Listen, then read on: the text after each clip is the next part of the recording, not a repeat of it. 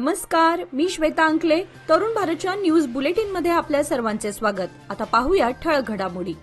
मुख्यमंत्री सिद्धरामय्या गुरुवारपासून अर्थसंकल्प पूर्वतयारी बैठका घेणार आहेत.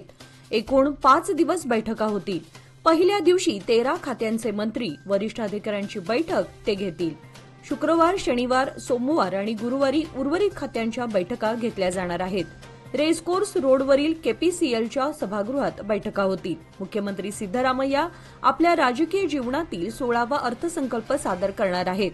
काँग्रेस सरकारच्या पंचहमी योजनांसाठी मोठी तरतूद करण्यासह विकास कामांना प्राधान्य देण्याचं आव्हान त्यांच्यासमोर असणार आहे.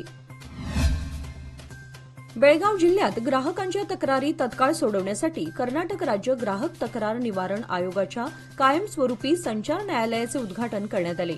त्या अनुषंगाने जिल्ह्यातील ग्राहकांना न्याय मिळावा यासाठी ग्राहक प्रतिनिधी म्हणून श्री रविशंकर, सदस्य सुनीता बागेवाडी, मल्लिकार्जुन कामतगी यांची नेमणूक करण्यात आली आहे. त्यामुळे त्यांचा कर्नाटक दलित संघर्ष आंबेडकरवाद यांच्या वतीने सत्कार करून स्वागत करण्यात आले. यावेळी समितीचे राज्याध्यक्ष सिद्धप्पा कांबळे उपस्थित होते.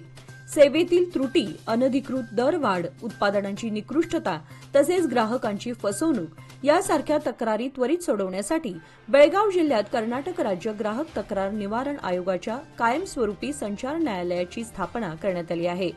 यामुळे या भागातील ग्राहकांना मोठा दिलासा मिळणार आहे.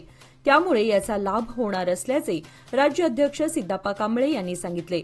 यावेळी वकील चन्नप्पा बागेवाडी, भाऊ गडकरी, जानबा कांबळे, महांतेश तळवार, दीपक दबडे, तुकाराम कांबळे, संतोष तळवार आदी उपस्थित होते. काय करणार ताई, रोजगारच बंद आहे, तो चालू होता तन बरं होतं. हे उद्गार आहेत हलशी जवळील शेतात काम करणाऱ्या महिलांचे. अखिल भारतीय काँग्रेसच्या राष्ट्रीय सचिव तथा माजी आमदार डॉक्टर अंजली निंबाळकर या खानापूर दौऱ्यावर असून त्या कापोलीवरून चिक्कमुन्नवळीकडे जात असताना हलशी पुलाजवळील शेतात दुपारच्या सुमारास काही महिला जेवणासाठी बसल्याचे डॉक्टर निंबाळकर यांच्या नजरेस पडले आणि त्या थांबल्या. बांधावर जाऊन महिलांशी गप्पा गोष्टी मारल्या. तब्बल अर्धा तास रंगलेल्या चर्चेमध्ये महिलांनी अनेक समस्या ताईंसमोर मांडल्या. यात रोजगार हमी योजनेबद्दल महिलांनी अधिकच नाराजी व्यक्त केली. त्यावर डॉक्टर निंबाळकर यांनी केंद्रातून या योजनेसाठी येणारा निधी कमी असल्यामुळे ही योजना बंद ठेवण्याची वेळ राज्यांवर आली आहे. मोदी सरकारने या योजनेसाठी कालच्या अर्थसंकल्पनेमध्ये कमी निधी ठेवल्याने ही समस्या निर्माण झाली असून केंद्र सरकार राज्यावर अन्याय करत असल्याचा आरोप केला. केंद्राकडून पूर्वीप्रमाणे निधी उपलब्ध झाला तर ही योजना पुन्हा सुरू ठेवण्यास कोणतीही अडचण येणार नाही, असे डॉक्टर निंबाळकर म्हणाल्या.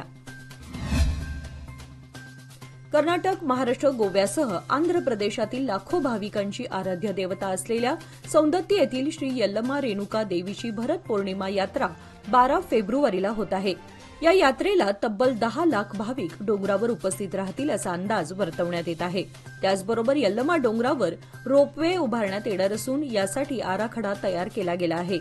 यल्लमा देवस्थान ते जोगनभावीपर्यंत रोपवे उभारण्यात येणार असून याकरिता लवकरच निविदा मागवण्यात येणार आहेत. हे काम प्रगतीपथावर आहे अशी माहिती पर्यटन खात्याच्या संयुक्त संचालक सौम्या बापट यांनी दिली. बेळगाव तालुक्यातील बेळगुंदी येथील बालवीर विद्यानिकेतन शाळेमध्ये अंधश्रद्धा निर्मूलन समितीचा अभिनव उपक्रम राबवण्यात आला. लिंबू मिरची, बिब्बा, काळ्या बाहुल्या असे अंधश्रद्धायुक्त साहित्य विद्यार्थ्यांच्या समक्ष आणि सहकार्याने बाजूला केले. लिंबू मिरची हे खाण्याचे पदार्थ असून त्यांचा उपयोग खाण्यासाठी करू असा निर्धार, अंधश्रद्धा निर्मूलनासंदर्भातील जागृती करू असा आत्मविश्वास विद्यार्थ्यांनी व्यक्त केला. बालवीर विद्यानिकेतन तथा बेळगाव अन्नीसचे सचिव शंकर चौगुले यांच्या अध्यक्षतेखाली या कार्यक्रमाचे आयोजन करण्यात आले होते.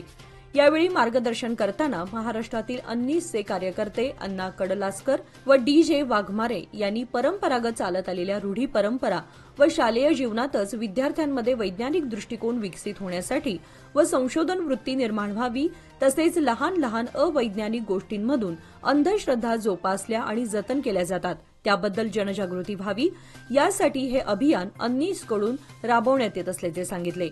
यावेळी प्रमुख पाहुणे, शिक्षक, विद्यार्थी उपस्थित होते. अनगोळ येथील श्री कलमेश्वर मंदिर, श्री मरगाई देवी मंदिर व श्री रेणुका देवी मंदिर या सर्व मंदिरांना पूजा व धार्मिक विधी करण्यासाठी सरकारकडून मिळणारा निधी गेल्या 2 वर्षांपासून रखडला होता. याची माहिती या सर्व मंदिरमध्ये सेवा बजावणाऱ्या पुजाऱ्यांनी तो निधी परत सुरू करावा यासाठी समिती नेते रमाकांत कोंडुस्कर व उमेश कुऱ्हाळकर यांची काही दिवसांपूर्वी भेट घेऊन प्रयत्न करा अशी विनंती केली होती। याची दखल घेत कोंडुस्कर यांनी संबंधित अधिकाऱ्यांना भेटून तो निधी पुन्हा सुरू केला।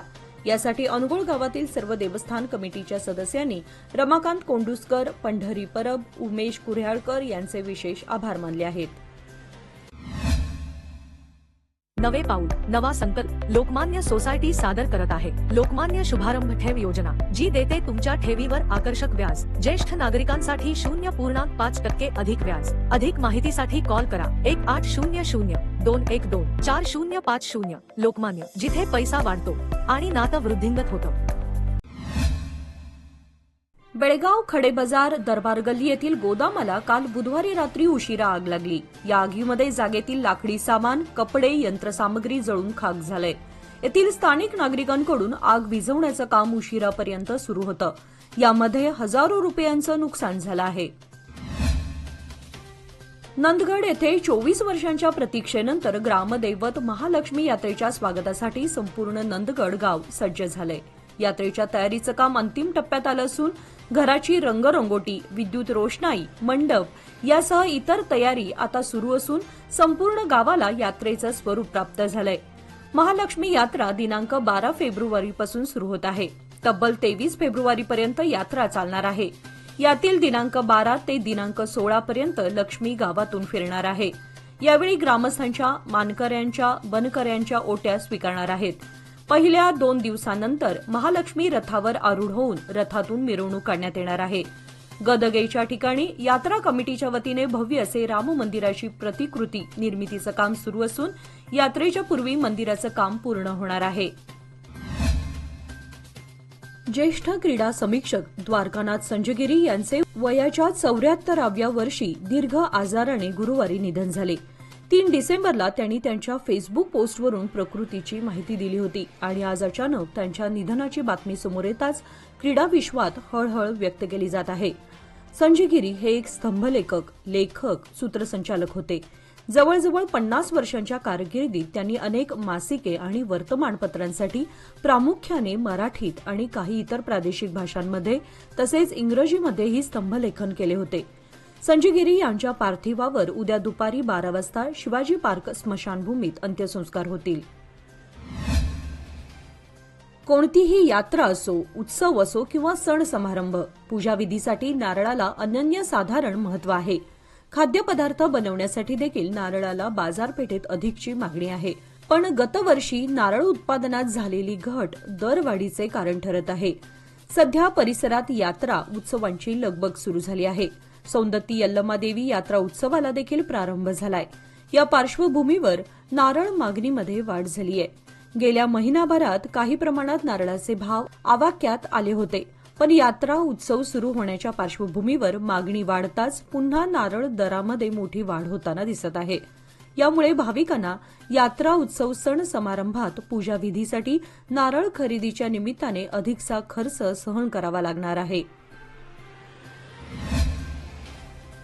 चिकोडी जिल्हा काँग्रेसच्या कायदा आणि ग्राहक हक्क समितीच्या उपाध्यक्षपदी निपाणीतील शासन नियुक्त नगरसेवक अॅडव्होकेट संजय चव्हाण यांची नियुक्ती करण्यात आली आहे।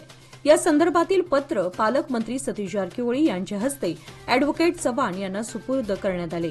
अॅडव्होकेट संजय चव्हाण हे गेल्या अनेक वर्षांपासून काँग्रेसचे निष्ठावंत कार्यकर्ते म्हणून ओळखले जातात। निपाणी बार असोसिएशनचे माजी अध्यक्ष असणाऱ्या अॅडव्होकेट चव्हाण यांनी शहरातील अनेक समस्यांना वाचा फोडण्याचं काम केलंय। त्यामुळेच त्यांची शासन नियुक्त नगरसेवक म्हणून नियुक्ती करण्यात आली होती। त्यानंतर आता काँग्रेस पक्षाच्या कायदा आणि ग्राहक हक्क जिल्हा समितीच्या उपाध्यक्षपदी त्यांची नियुक्ती झाली आहे।